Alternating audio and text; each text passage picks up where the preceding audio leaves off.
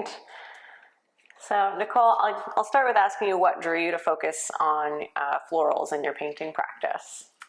I would say, I started in landscape, and then I started to do florals, and I found them more liberating artistically. So I just felt like I could experiment more with materials, abstract a little easier. Landscapes for me were feeling a bit too rigid. And then I moved into doing more life drawing. And that I found really loosened me up. And then the life drawing, strangely, and the florals complemented each other. And I just kept going, and it's evolving as I move through it too, and it's getting more abstracted. It's interesting to hear about the influence from life drawing. I see it a lot in gesture and the way that you use gesture in this loose way, right? So it's nice to hear that. Yeah, no, I had an artist say that when you want to loosen up, go to life drawing, and I have found it's helped a lot. And I'd like to do more of it and do more like colorful figurative work. It's just a matter of time, and the models and all of that. Yeah. And on that note too, you tend to work from life with florals at times, right? So you actually paint or draw from life or photographs? A lot of everything. If I have life, then I'll, like from a florist, if I can get some flowers, or if I have a gift of flowers, I'll bring them into the studio.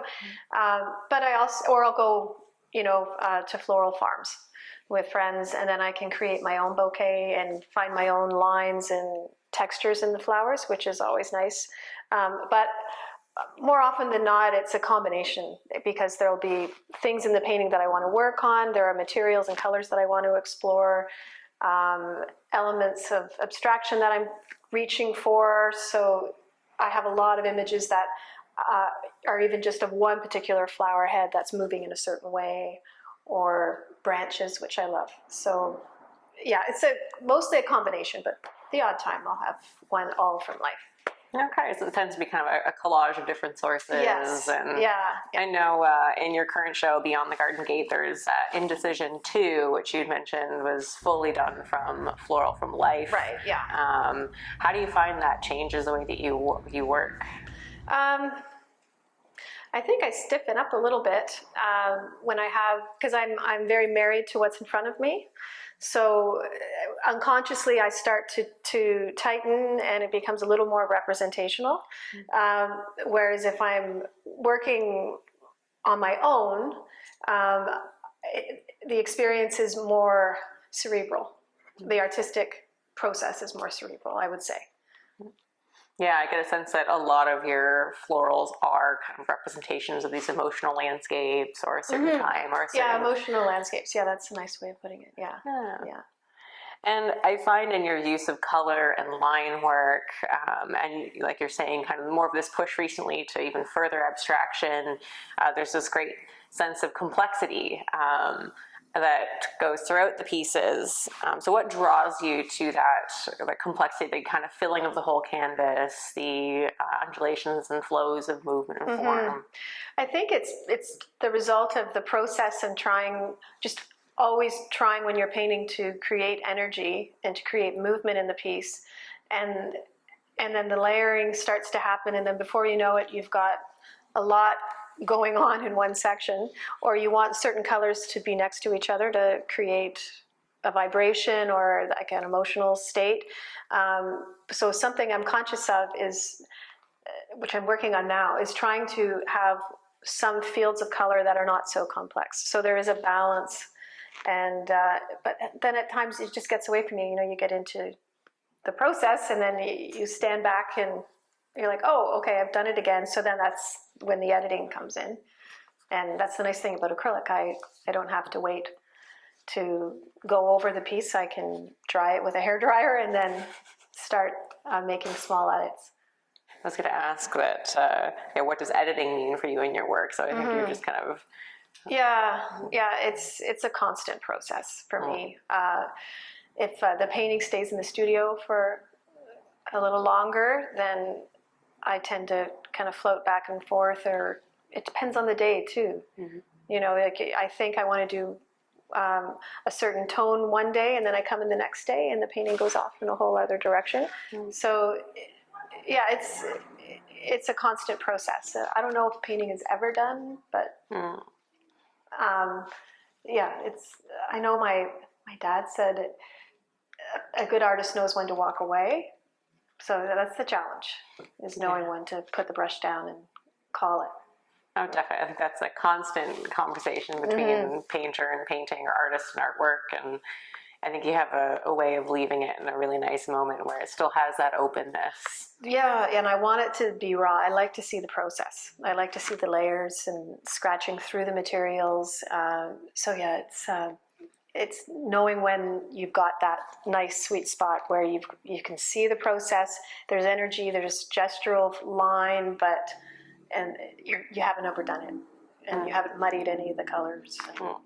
Yeah, you do have very beautiful, vibrant colors, like throughout all of your pieces. And going back to, you just mentioned materials, I've noticed even in Give and Take, for example, on the main wall here, that you're starting to go in again with say, like oil sticks and pencil and pastel and things like that. And where does that come from for you at the moment? I find it, for me, that's the fun part too. Like when I have most of the composition down, and then I can go in and I can do these lovely, messy, sketchy lines and just convey more energy, abstract it a bit more, bring it away from the original form of the flower. And it has more texture too. It just gives the painting a little, when you have another material like the oil pastel on it, it has just a little more interest. So yeah, it's the most enjoyable part of the painting, I find. I am particularly drawn to your pieces with that deep navy background that you use, where there's this deep richness and it really lets the colors pop and lets the flowers each kind of individually stand on their own. And I know there's a lot of sentiment from people that referencing old Dutch paintings of florals. And so I'm curious to hear how you relate yourself to those old masters. Yeah, I can see what they mean, because it does, when you have the navy background, it brings it maybe has a more serious feel, and maybe a little more of a traditional feel, but I'm trying to move away from it looking like a traditional floral, because I don't really respond to the Dutch masters that much. But I do look at, it pops up on Instagram, because I look at a lot of bouquets. I do look at them, but I don't really place myself in line with them. I'm trying to be more contemporary and abstracted in my work, but I'm aware of the artistry of those and the composition of those, but they're very serious to me. And I take my work seriously, but I don't necessarily want the work to look too serious. I want it to be joyful. Yeah, and I think in that sense you kind of can access a wider range of human emotion through that openness and that abstraction. And I find people respond to that. It's just not in me. When I try to do something darker or moodier, it eventually kind of comes out of that. But sometimes you see a little bit in the background. Yeah, I think in contrast also with kind of the Dutch masters, you have those compositions that kind of brim all the way off the canvas, right? They feel like they keep expanding in space, particularly when you do more of an English garden scene too. Yeah. There's this kind of liveliness and wildness. Do you have a particular affinity for a particular type of garden, or? More, I would say the British gardens. It's organized chaos, which I love. They're beautiful. They're more natural. They have natural elements. Their architecture is more natural. I'd say that I find those very inspiring. So I collect a lot of British gardening magazines, and their winters are softer. So often the winter light in the winter gardens, you get some really nice lines happening with things falling over, and I find that very inspiring and unstructured. So, and which I think you see in a lot of the paintings, that they are unstructured, and indicative of the process, I guess, and how I'm trying to pull it together as I go along. Yeah, I like that reference to organized chaos. Yeah. I think that's a seed in your work for sure. Yeah. Does symbology of flowers come into your work at all? Does any particular flower have a certain meaning for you, either from mythology or from personal life? Or I'm drawn to certain flowers for sure.